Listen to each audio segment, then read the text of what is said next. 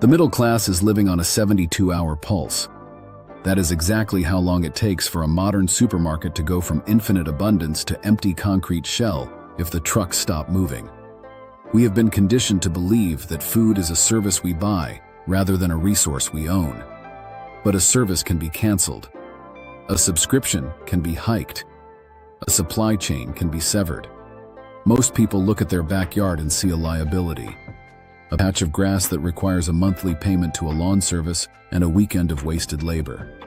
I look at that same patch of ground and I see a biological fortress. I'm not here to talk about gardening. Gardening is a hobby for those who trust the system.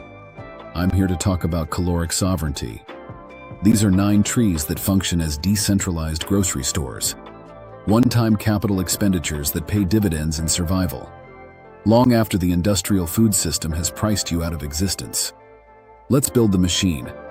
Before we plant, you need to understand the mechanics of the trap. Modern society has traded resilience for convenience. We outsourced our survival to entities that do not know our names. When you buy a bag of apples, you are paying for diesel, plastic packaging, and a CEO's bonus. The actual nutrition is a secondary afterthought. This is the usership economy. They want you to have monthly payments, not tangible assets.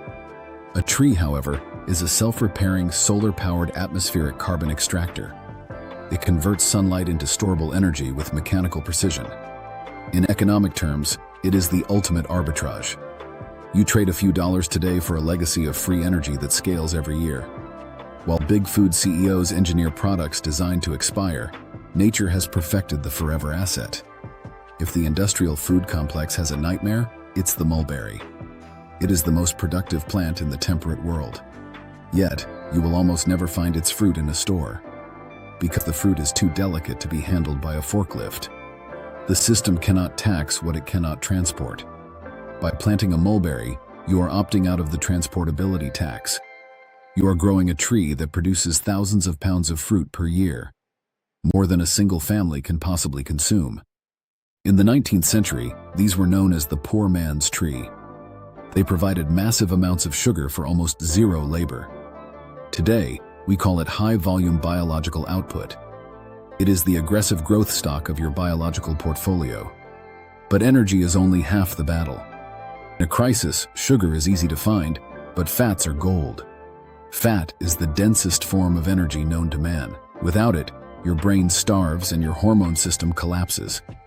The industrial system wants you dependent on seed oils, processed chemical sludge that requires a multi-billion-dollar refinery to produce.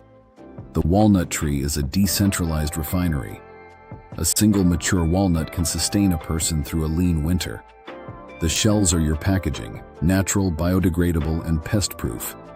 You don't need a refrigerator, a vacuum sealer, or a power grid. It is the Swiss bank account of trees. You deposit the effort once, it stores your wealth in a wooden vault for decades. Modern grocery store apples are biological clones.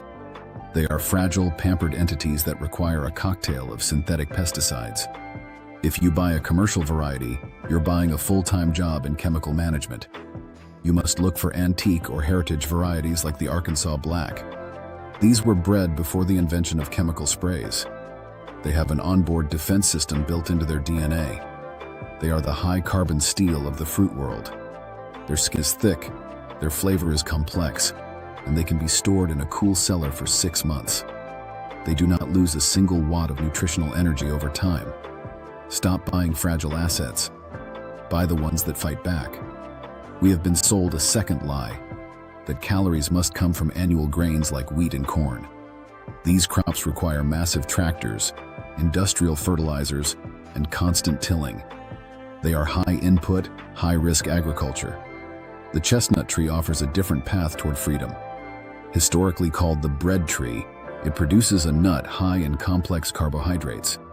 It can be dried and ground into flour that is virtually indistinguishable from grain flour.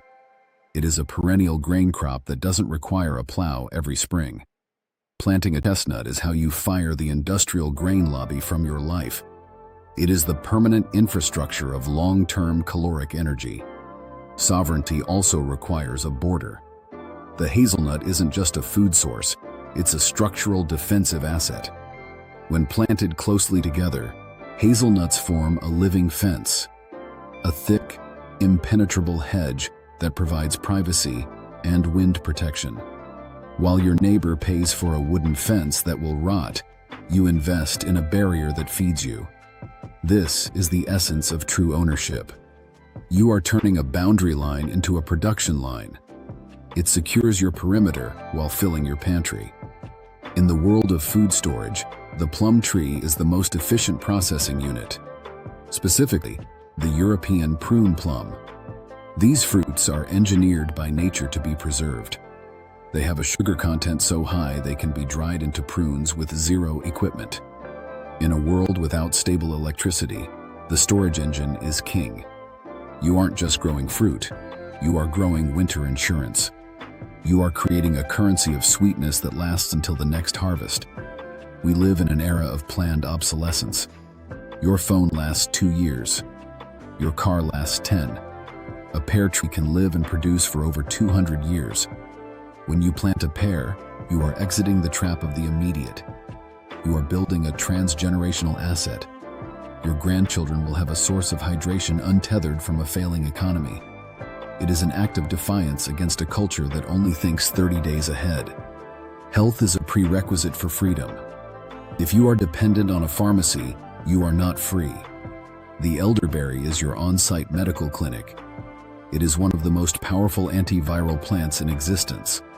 The pharmaceutical industry wants you dependent on monthly subscriptions. The elderberry allows you to manufacture your own medicine in simple glass jars. It is healthcare decentralization in its purest form. Finally, we have the medlar. This is the tree for the true strategist. Its fruit only becomes edible after the first hard frost. It is your winter joker. When the rest of the world has empty branches, your medlar is starting to provide. It is the ultimate hedge against seasonal vulnerability. The shelves of the world are filled with garbage disguised as convenience. The system turns every human need into a recurring revenue stream. Every tree you plant is a letter of resignation from that system. You are cutting a string that ties you to a supply chain that doesn't care about you. You are trading a monthly liability for a biological asset that grows while you sleep. You are moving from the fragility of the consumer to the stability of the owner. Stop paying the ignorance tax. Start building the machine. I'm Johnny Bearington, and I'll see you in the next one.